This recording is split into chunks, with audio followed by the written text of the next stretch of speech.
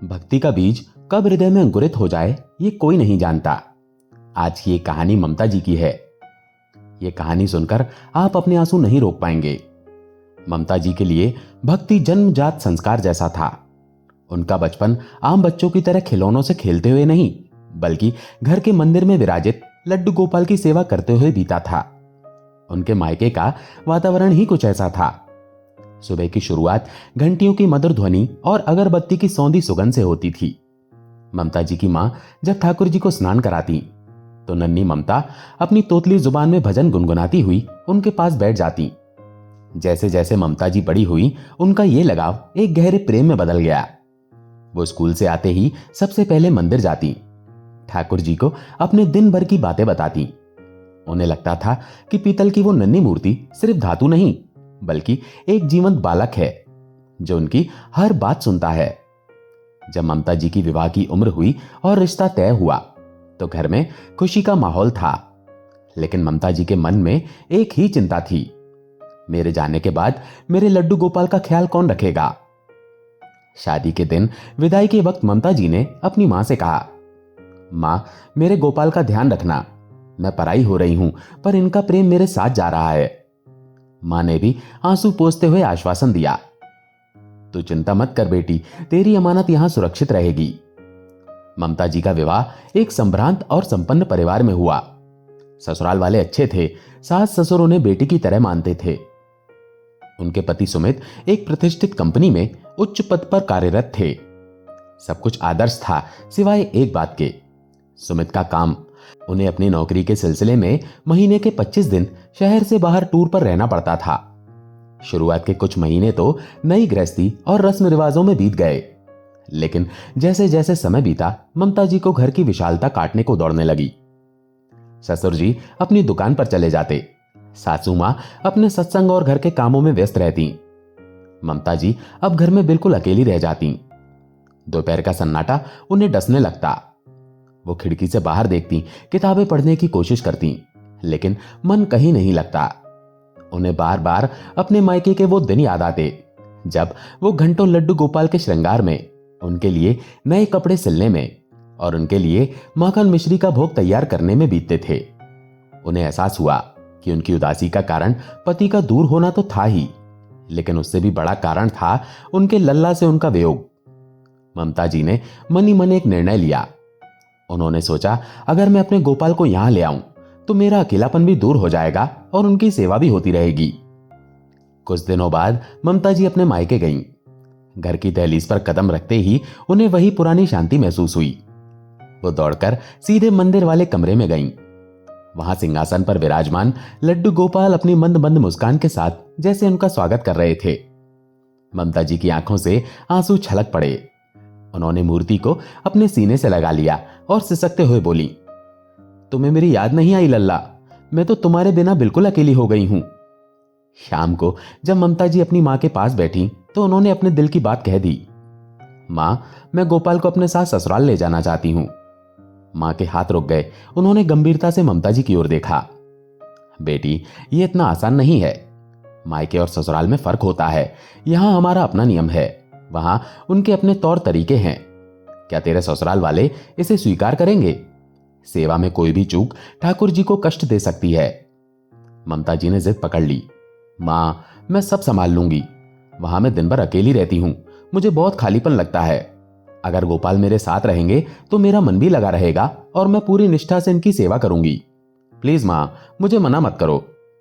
बेटी की आंखों में वो तड़प देखकर मां का दिल पसीज गया। उन्होंने भारी मन से अनुमति दे दी, लेकिन एक चेतावनी भी दी। देख ममता, तू उन्हें ले तो जा रही है, लेकिन याद रखना, ठाकुर जी को घर में रखना मतलब एक जीवित बालक को पालना है। अगर वहां किसी को आपत्ति हुई तो इसका परिणाम अच्छा नहीं होगा। ममता जी ने उत्साह में मां की चेतावनी को गंभीरता से नहीं लिया। उन्होंने खुशी खुशी लड्डू गोपाल का सामान बांधा, उनके छोटे छोटे वस्त्र, मुकुट, बांसुरी और उनका छोटा सा पलंग। उन्हें लगा कि अब उनके जीवन की सारी खुशियां उनके साथ जा रही हैं। जब ममता जी लड्डू गोपाल को लेकर अपने ससुराल पहुंची तो उनके चेहरे पर एक अलग ही चमक थी।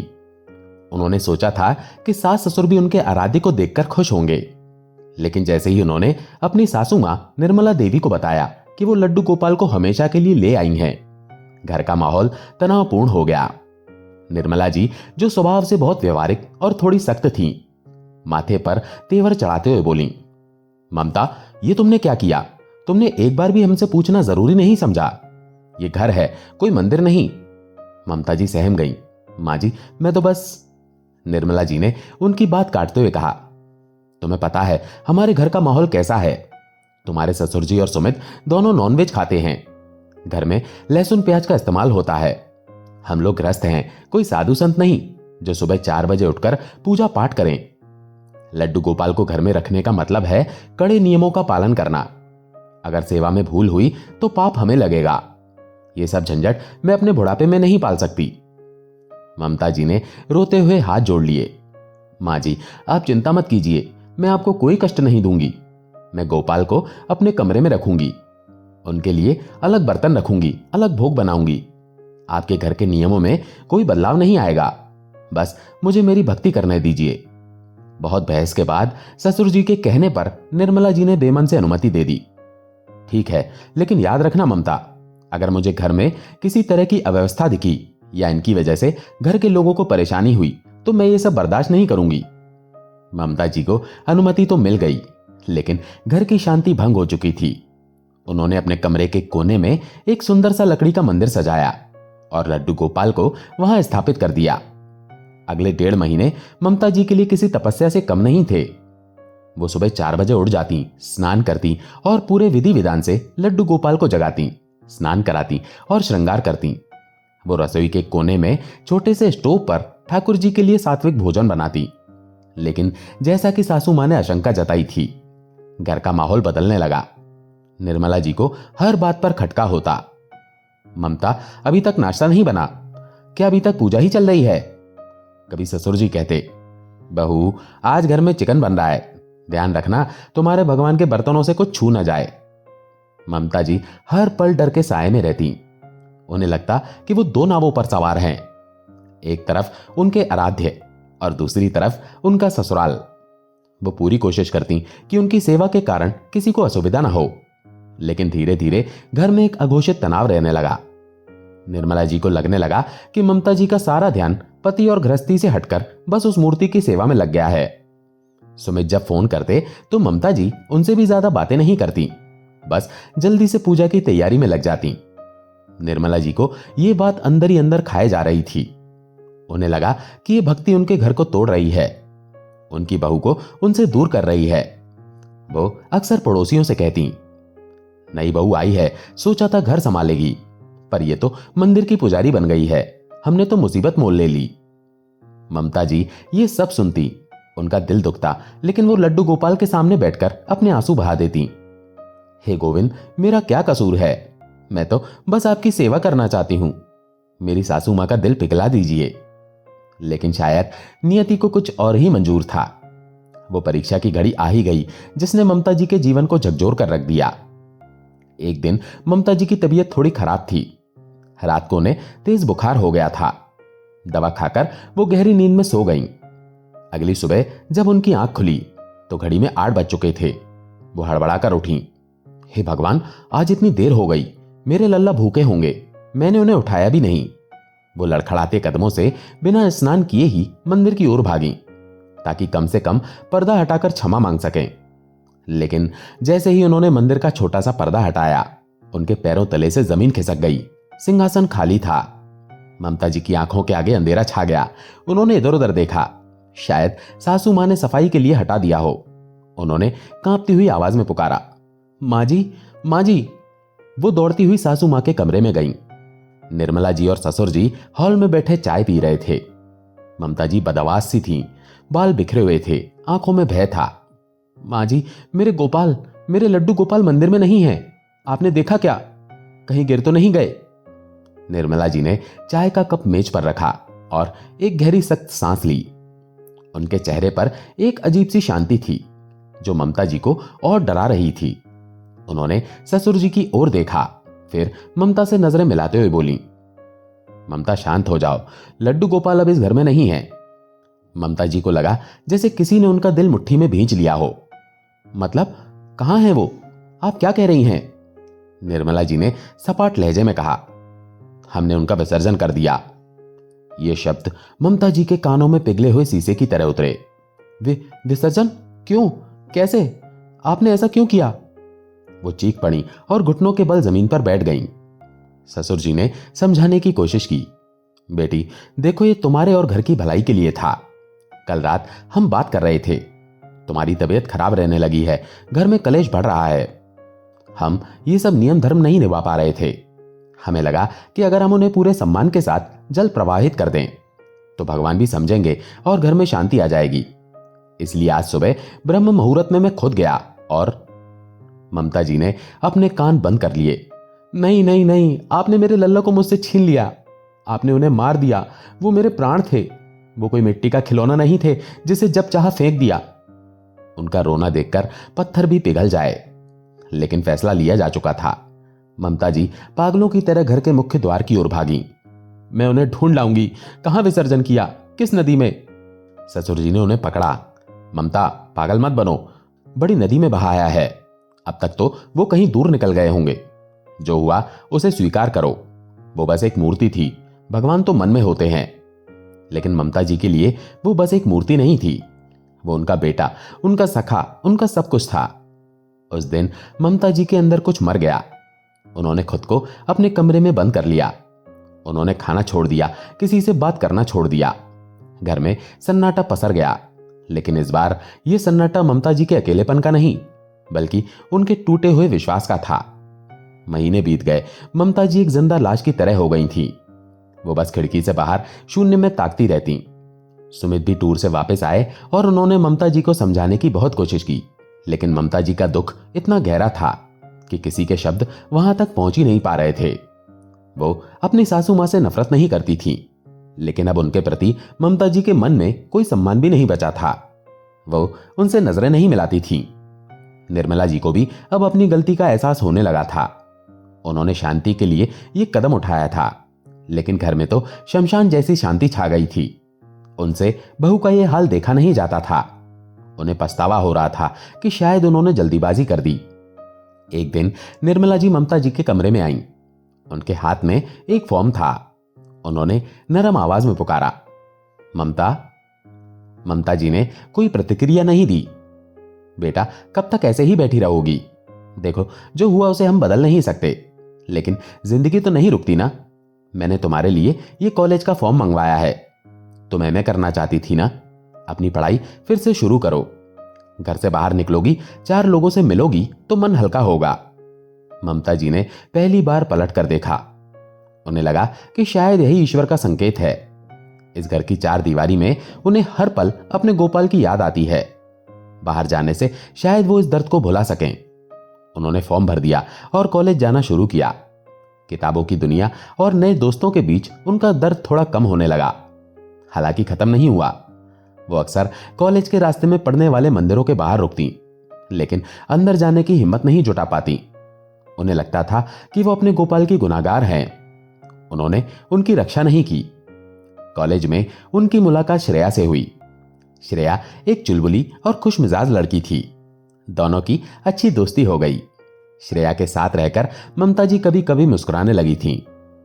कॉलेज का साल खत्म होने वाला था। एक दिन श्रेया ने ममता जी का हाथ पकड़कर कहा, यार ममता, कल तुझे मेरे घर आना ही पड़ेगा। ममता जी ने पूछा, क्यों? कल क्या खास है? श्रेया की आंखों में एक शरारत भरी चमक थी। कल मेरे भाई का जन्मदिन है। बहुत बड़ी पार्टी नहीं है, बस घर के लोग और कुछ खास दोस्त हैं। तुझे आना ही होगा, वरना मैं बात नहीं करूंगी। ममता जी को पार्टियों में जाना पसंद नहीं था, खासकर उनके साथ हुई घटना के बाद। यार, तू तो जानती है मुझे भीड़ भाड़ पसंद नहीं। अरे कोई भीड़ नहीं है, और मेरा भाई बहुत प्यारा है। तू मिलेगी तो खुश हो जाएगी। प्लीज मेरे लिए आ जा। श्रेया की जिद के आगे ममता जी को झुकना पड़ा। उन्होंने सोचा, चलो कुछ देर के लिए मन बहल जाएगा। उन्होंने सासू मां से अनुमति ली। निर्मला जी तो चाहती ही थी कि ममता जी खुश रहें। उन्होंने तुरंत हां कर दी। अगले दिन ममता जी तैयार होकर श्रेया के घर पहुंची। घर को बहुत खूबसूरती से गुब्बारों और फूलों से सजाया गया था। धीमी धीमी धुन बज रही थी, लेकिन अजीब बात यह थी कि कहीं कोई बर्थडे बॉय नजर नहीं आ रहा था। मेहमान आपस में बातें कर रहे थे। ममता जी ने श्रेया को ढूंढा और पूछा, श्रेया, तेरा भाई कहाँ है और केक कब कटेगा? श्रेया मुस्कुराई, मेरा भाई सबसे खास है, वो ऐसे सबके बीच नहीं आता। चल, मैं तुझे उससे मिलवाती हूं। श्रेया ममता जी का हाथ पकड़कर घर के अंदर पूजा वाले कमरे की तरफ ले गई। वहां कुछ लोग घेरा बनाकर खड़े थे और हैप्पी बर्थडे गा रहे थे। ममता जी को कुछ अजीब लगा। पूजा घर में जन्मदिन? जैसे ही लोग थोड़ा हटे, ममता जी की नजर सामने रखी मेज पर पड़ी और जो उन्होंने देखा उससे उनकी सांसें थम गईं। मेज के बीचों बीच एक बड़ा सा चॉकलेट केक रखा था और केक के ठीक पीछे एक ऊंचे मखमली सिंहासन पर भव्य फूलों के बीच जो विराजे थे वो कोई इंसान नहीं बल्कि लड्डू गोपाल थे। उनका श्रृंगार अद्भुत था। पीले रेशमी वस्त्र, मोतियों की माला और मस्तक पर चमकता हुआ मोरपंख। ममता जी अवाक रह गईं। उनका दिल जोर जोर से धड़कने लगा। तो श्रेया का भाई ये है? वो मंत्रमुग्ध होकर आगे बढ़ी। जैसे जैसे वो करीब गईं, उनकी नजर ठाकुर जी के गाल पर एक छोटे से काले निशान पर पड़ी। फिर उनकी नजर उनकी बांसुरी पर गई जिसमें एक छोटा सा घुंघरू टूटा हुआ था। ममता जी के रोंगटे खड़े हो गए। उनका शरीर कांपने लगा। ये निशान, ये टूटी हुई बांसुरी, ये तो उनके लल्ला की थी। ये वही मूर्ति थी जिसे उन्होंने अपने हाथों से सैकड़ों बार नहलाया था। वो अपनी बनाई हुई पोशाक की सिलाई को पहचानती थी जो उन्होंने अंदर पहनी हुई थी। उनकी आंखों से आंसुओं की धारा बह निकली। वो बिना कुछ बोले बस उस मूर्ति को निहारती रहीं। उन्हें यकीन नहीं हो रहा था कि जिसे वो नदी की गहराइयों में खोया हुआ मान रही थीं, वो आज यहां एक राजकुमार की तरह पूजा जा रहा है। केक कटने के बाद सब लोग प्रसाद ले रहे थे। ममता जी ने श्रेया को एक कोने में खींचा। उनकी आवाज कांप रही थी। श्रेया, ये लड्डू गोपाल तुम्हारे घर कब आए? तुमने तो कभी बताया नहीं कि तुम इनकी सेवा करती हो। श्रेया के चेहरे पर एक भक्ति में संतोष छा गया। उसने कहा, यार, ये एक चमत्कार है। तुझे याद है, लगभग 6 महीने पहले हम सब पिकनिक के लिए नदी किनारे गए थे। ममता जी का दिल धक से रह गया। हाँ, याद है। श्रेया ने बताना शुरू किया। उस दिन मैं सुबह जल्दी नदी पर टहलने गई थी। मैंने देखा कि एक आंटी जी जो बहुत दुखी लग रही थी, एक पोटली लेकर पानी में उतरी। वो रो रही थी। मुझे कुछ अजीब लगा तो मैं उनके पास गई। मैंने पूछा कि वो क्या कर रही हैं। उन्होंने बताया कि वो अपने घर के लड्डू गोपाल को विसर्जित करने आई हैं क्योंकि घर में उनकी सेवा नहीं हो पा रही और क्लेश हो रहा है। ममता जी की आंखों के सामने अपनी सासू मां का चेहरा आ गया। तो वो ससुर जी नहीं, सासू मां थी जो विसर्जन करने गई थी। श्रेया ने आगे कहा, पता नहीं मुझे क्या हुआ, मुझे उन छोटे से भगवान पर बहुत दया आई। ऐसा लगा जैसे कोई छोटा बच्चा नदी में डूबने जा रहा हो। मैंने आंटी जी से कहा, माँ जी, आप इन्हें डुबोइए मत। अगर आप नहीं रख सकती तो मुझे दे दीजिए, मैं इनकी सेवा करूंगी, इन्हें अपना भाई बनाऊंगी। आंटी जी ने कुछ देर सोचा, फिर उन्होंने वो मूर्ति मुझे सौंप दी। उन्होंने कहा, शायद ठाकुर जी की यही मर्जी है। और बस तब से ये मेरे काना भैया हैं। देखो, आज उनका जन्मदिन है, जिस दिन वो मेरे घर आए थे। ममता जी सुनती रहीं और उनकी आंखों से अविरल अश्रु बहते रहे। श्रेया घबरा गई। अरे, तू रो क्यों रही है? तुझे अच्छे नहीं लगे मेरे भाई? ममता जी ने श्रेया को कसकर गले लगा लिया। नहीं पगली, ये खुशी के आंसू हैं। तेरे भाई बहुत प्यारे हैं, बहुत प्यारे। ममता जी के मन में एक द्वंद चल रहा था। एक पल के लिए मन किया कि चीख कर कह दें, ये मेरे हैं, इन्हें मुझे वापस दे दे। लेकिन फिर उन्होंने श्रेया का खिला हुआ चेहरा देखा। उन्होंने देखा कि कैसे श्रेया का पूरा परिवार उन लड्डू गोपाल के चारों ओर खुशी से झूम रहा था। जो सम्मान, जो प्रेम, जो उत्सव उन्हें यहां मिल रहा था, क्या वो उन्हें अपने ससुराल में वापस ले जाकर दे पाएंगी? वहां तो फिर वही कलेश, वही डर, वही छुप छुप कर सेवा करना होगा। उन्हें समझ आ गया, ये ठाकुर जी की लीला थी।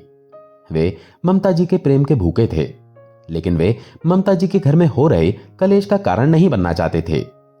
इसलिए उन्होंने एक ऐसा रास्ता चुना जहां ममता जी की सासू मां को भी अपराध बोध से मुक्ति मिल गई, क्योंकि उन्होंने मूर्ति को फेंका नहीं, दान दिया था। और ठाकुर जी को भी एक ऐसा घर मिल गया जहां उनका स्वागत राजा की तरह हुआ। ममता जी ने एक गहरी सांस ली और अपने आंसू पोंछ लिए। उन्होंने तय किया कि वो ये राज अपने सीने में ही दफन रखेंगी। अगर उन्होंने बता दिया कि ये उनके गोपाल हैं, तो श्रेया को लगेगा कि उसने किसी की अमानत रख ली है और शायद सासू मां की भी बदनामी होगी। ममता जी वापस लड्डू गोपाल के पास गईं। उन्होंने हाथ जोड़कर मनी मन उनसे बात की। हे नटखट, बड़ी अजीब लीला है तुम्हारी। मेरे दिल से निकलकर यहां बैठे। मैं रो रो कर पागल हो गई और तुम यहां केक काट रहे हो। पर मैं खुश हूं, बहुत खुश हूं। तुम जहां भी रहो बस खुश रहो। तुम्हारा ये राज अब हमारा राज है। उस दिन के बाद ममता जी का डिप्रेशन खत्म हो गया। वो अक्सर श्रेया के घर जाती, अपने लल्ला को लाड़ लड़ाती, उन्हें अपने हाथों से खिलाती। श्रेया सोचती कि ममता जी उसके भाई को बहुत मानती हैं, पर वो नहीं जानती थी कि ये रिश्ता जन्मों पुराना है। ममता जी ने समझ लिया था कि प्रेम का अर्थ पाना नहीं, बल्कि अपने प्रिय को सुखी देखना है। उनके लड्डू गोपाल उनके पास नहीं थे, फिर भी उनके सबसे करीब थे। दोस्तों, आशा है ये कहानी आपको पसंद आई होगी। अगर पसंद आई हो तो वीडियो को लाइक करके कमेंट में जय श्री कृष्णा जरूर लिखें। चैनल पर अगर पहली बार आए हैं तो चैनल को सब्सक्राइब जरूर करें। जय श्री कृष्णा।